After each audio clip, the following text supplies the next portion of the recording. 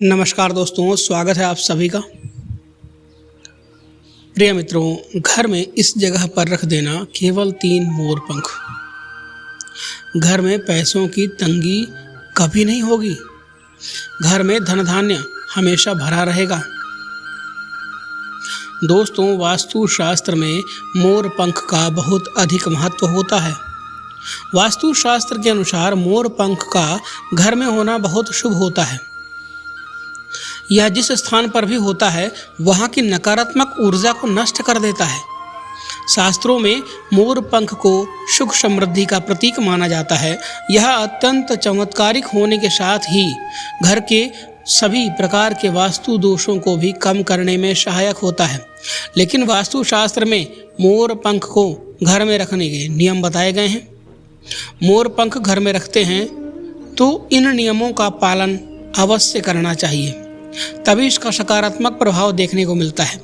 वैसे तो मोर पंख आज हर घर में मिल जाता है, लेकिन सभी लोग इसकी दिशा को गलत तरीके से इसको रखते हैं, जिस कारण से उन्हें सकारात्मक प्रभाव देखने को नहीं मिलता है।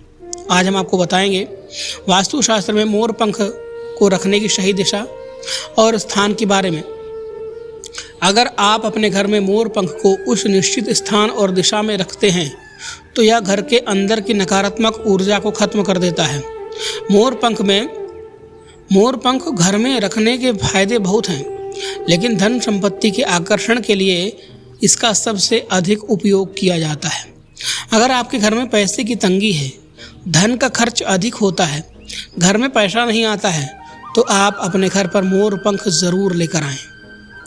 लेकिन आप सभी से एक निवेदन है दोस्तों, मोर पंख खरीद के नहीं लाएं, क्योंकि जिस व्यक्ति से भी आप उस मोर पंख को खरीद रहे हैं, उसके द्वारा उस मोर को किस तरीके से मोर पंख को इकट्ठा किया गया है, वह स्थिति बहुत ही दयनीय होती है। ज़बरदस्ती जब मोर से पंख निकाला जाता है तो उसे बहुत कष्ट होता है। तो कोशिश यही करें कि यदि आपको कहीं जंगल में, कहीं खेत में पड़े हुए मोर पंख मिल जाएं तो वो ज़्यादा उपयोगी हैं। दोस्तों, मोर पंख को सही दिशा में स्थापित करें, यह निश्चित ही आपके धन में वृद्धि करेगा। वास्तु शास्त्र में घर में कितने मोर पंख रखना चाहिए, इसका रहस्य भी बताया गया है। तो आइए जान लेते हैं मोर पंख से जुड़े हुए महत्वपूर्ण वास्तु नियम। दोस्तों, सबसे पहले हम जानते हैं मोर पंख के धार्मिक महत्व के बारे में। हमारे प्राचीन शास्त्रों में मोर पंख को इतना महत्व क्यों दिया गया है? दोस्तों, हमारे प्राचीन पुराणों में मोर पंख को एक चमत्कारिक यंत्र माना गया है। इसका प्रयोग कई प्रकार की तांत्रिक क्रियाओं में भी किया जाता है। तंत्र साधनाओं में इसका प्रयोग करके सम्मोहन, शत्रुनाश तथा बुरी शक्तियों को नष्ट किया जाता था। इसके अलावा ज्योतिष विद्या में भी मोर पंख का प्रयोग किया जाता है। ज्योतिष शास्त्र में मोर पंख से जुड़े हुए उपाय बताए गए हैं। आयुर्वेद आदि ग्रंथों में भी विविध प्रकार की व्याधियों तथा रोगों को नष्ट करने में भी मोर पंख सहायक होता है। मोर पंख घर से बुरी शक्तियों को तो दूर रखना ही है, साथ ही सर्प आदि विषैले जानवर मोर पंख के भय से घर में प्रवेश नहीं करते हैं। इसलिए वन में निवास करने वाले लोग इसे अपने घर के पास अवश्य रखते थे। मोर से जुड़ी हुई पुराणों में कई कथाएं लिखी हुई हैं। पक्षी शास्त्र में मोर से जुड़े हुए एक कथा का वर्णन मिलता है। प्राचीन युग में संध्या नाम का एक असुर हुआ करता था। बहुत ही शक्तिशाली और बड़ा तपस्वी था। गुरु शुक्राचार्य से विद्या प्राप्त करके संध्यासुर देवताओं को अपना शत्रु मानने लगा था। उसने ब्रह्मदेव और भगवान शिव से वरदान प्राप्त किया था और बहुत अधिक शक्तिशाली बन गया था। उसके बाद उसने स्वर्ग पर आक्रमण किया, कई देवताओं को बंदी बना लिया। लेकिन उसे असुर को पराजित करने के लिए देवताओं ने एक योजना बनाई और उसके लिए उन्होंने मोर की सहायता ली। सभी देवता और 9 ग्रह मोर के पंखों में विराजित हो गए, जिससे मोर बहुत ही अधिक शक्तिशाली बन गया और विशालकाय रूप धारण करके उस मोर ने संध्यासुर पर आक्रमण कर दिया। इस युद्ध में संध्यासुर का वध हो गया और देवताओं को उनका आधिपत्य फिर से प्राप्त हुआ। सभी देवताओं ने मोर की प्रशंसा की और उसे पूजनीय होने का वरदान दे दिया। तभी से मोर को बहुत ही पवित्र माना जाता है। जिस स्थान पर भी मोर पंख होता है वहाँ पर 9 ग्रहों का अशुभ प्रभाव नहीं पड़ता है। दोस्तों, केवल ऋषि मुनि ही और देवता ही नहीं बल्कि भगवान श्री कृष्ण भी मोर की प्रशंसा करते हैं। भगवान श्री कृष्ण ने मोर की श्रेष्ठता का वर्णन किया है और उन्होंने मोर के पंख को अपने मुकुट में धारण करके मोर के श्रेष्ठ होने का प्रमाण भी दिया है। मोर पंख के बिना भगवान श्री कृष्ण भी कहीं पर भी नहीं जाते थे। श्री कृष्ण कहते हैं, मोर शांति और प्रेम का प्रतीक है, मोर सुख समृद्धि का भी प्रतीक है। मोर का पंख मनुष्य की हर प्रकार की नकारात्मक शक्ति से रक्षा करता है। दोस्तों, मोर को विविध देवी देवताओं के प्रतीक के रूप में भी पुराणों में दिखाया गया है। महालक्ष्मी देवी, सरस्वती, भगवान श्री गणेश, भगवान कार्तिकेय जी, ऐसे अनेक देवी देवताओं का संबंध मोर से जोड़कर दिखाया जाता है। माँ लक्ष्मी धन संपत्ति ऐश्वर्य प्रदान करने वाली देवी हैं। माँ लक्ष्मी को मोर पंख अत्यंत प्रिय है। माँ लक्ष्मी के पास मोर पंख रखने से माता प्रसन्न होती हैं। माता सरस्वती का वाहन मोर है, इसलिए विद्यार्थियों को अपने पास मोर पंख अवश्य रखना चाहिए। यदि आप घर में बांसुरी में मोर पंख डालकर अपने घर में रखते हैं तो इससे परिवार में सुख शांति का वातावरण निर्माणित होता है। दोस्तों, हमारा घर एक मंदिर की तरह होता है। अगर इसमें रहने वाले सदस्य रोज आपस में झगड़ा करने लगे तो यह मंदिर कम, युद्ध का मैदान अधिक लगने लगता है।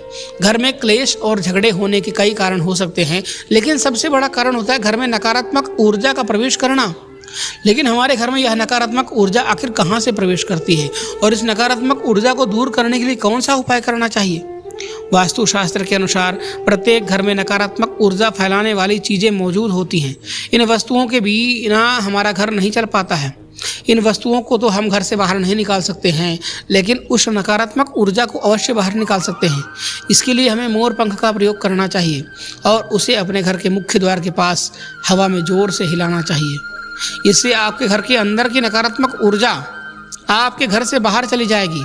अगर आप प्रतिदिन ऐसा करते हैं तो आपके घर के अंदर की संपूर्ण नकारात्मक ऊर्जा धीरे धीरे समाप्त हो जाएगी और आपके घर में सकारात्मक वातावरण का निर्माण होगा। इसी बात को ध्यान में रखते हुए आज हम आपको बताएंगे कि घर में वह कौन सी 3 जगह है जहां पर आपको मोर पंख जरूर रखना चाहिए। और इन जगह पर अगर आप मोर पंख रख देते हैं तो आपके घर में भी सबसे अधिक सकारात्मक ऊर्जा बनी रहेगी।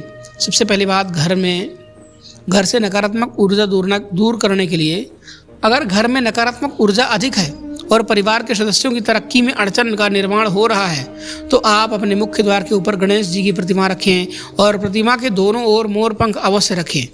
इससे आपके घर में किसी भी प्रकार की नकारात्मक ऊर्जा प्रवेश नहीं कर पाती है। यदि आपका मुख्य द्वार वास्तुशास्त्र के नियमों के विरुद्ध है तो आप मुख्य द्वार पर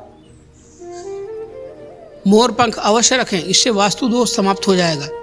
दूसरी बात, ग्रहों के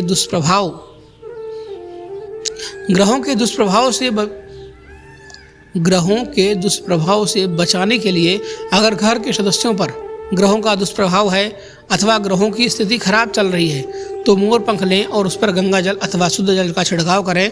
फिर ऐसे स्थान पर रख दें जहां पर यह किसी को दिखाई ना दे। इससे ग्रह शांति होने में मदद मिलती है। तीसरी बात, बुरी नज़र से बचाने के लिए घर के किसी सदस्य अथवा बालक को बुरी नज़र लगी है, उस पर किसी की बुरी नज़र का प्रभाव पड़ा है तो सोते समय उस व्यक्ति के तकिए के नीचे एक मोर पंख रखें। दूसरे दिन उसी मोर पंख को किसी बहते हुए जल में अथवा कुएं में डाल दें। इससे बुरी नज़र उतर जाती है। चौथी बात, पढ़ाई में मन नहीं लगता है। अगर घर के विद्यार्थियों का पढ़ाई में मन नहीं लगता है, उनकी याददाश्त कमज़ोर है, पढ़ाई करते समय बार बार नींद आती है तो विद्यार्थियों को माँ सरस्वती के सामने मोर पंख रखकर दूसरे दिन उस मोर पंख को अपनी किताबों में रखना चाहिए। इससे विद्यार्थियों में एकाग्रता बढ़ेगी और माँ सरस्वती की कृपा बनी रहेगी। 5वां उपाय, दुष्ट शत्रुओं से छुटकारा पाने के लिए अगर कोई शत्रु जानबूझकर आपको परेशान कर रहा है और बाहर आपको नुकसान पहुंचाने का प्रयास करता है तो मंगलवार के दिन हनुमान जी के मस्तक का सिंदूर मोर पंख पर लगाएं। सुबह के समय बिना नहाए ही इसे बहते हुए जल में प्रवाहित कर दें अथवा किसी कुएं में डाल दें। इससे शत्रुओं से छुटकारा मिलता है। छठी बात, मनोवांछित फल प्राप्ति के लिए अगर मन की कोई इच्छा अधूरी है, कई दिनों तक कोशिश करने के पश्चात भी मनोवांछित फल प्राप्त नहीं होता है, कार्यों में बार बार रुकावट आ रही है तो आप राधा कृष्ण के मंदिर में जाकर भगवान श्री कृष्ण को मोर पंख चढ़ा दीजिए। अथवा घर में ही राधा कृष्ण की मूर्ति पर मोर पंख लगाएं और अपनी इच्छा उनके सामने प्रकट करें। सातवीं बात, अगर पति पत्नी के बीच तनाव हो, घर के अंदर कलह क्लेश ज़्यादा हो, पति पत्नी के बीच बार बार लड़ाई झगड़े होते हैं, आपसी प्रेम कम होने लगा है, तो उनके बेडरूम में दक्षिण पूर्व की दिशा में मोर पंख रख देना चाहिए। इससे दोनों के बीच प्रेम बढ़ेगा और आपसी मनमुटाव कम होगा। आठवां उपाय, धन में वृद्धि के लिए। धन की कमी है, अचानक धन खर्च हो जाता है, तो घर में तिजोरी अवश्य बनाएं।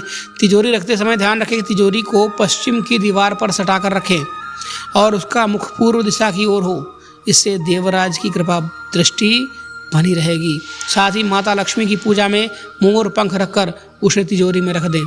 इससे घर में सुख समृद्धि स्थायी रूप से निवास करती है और धन की कभी महसूस कभी नहीं होती है।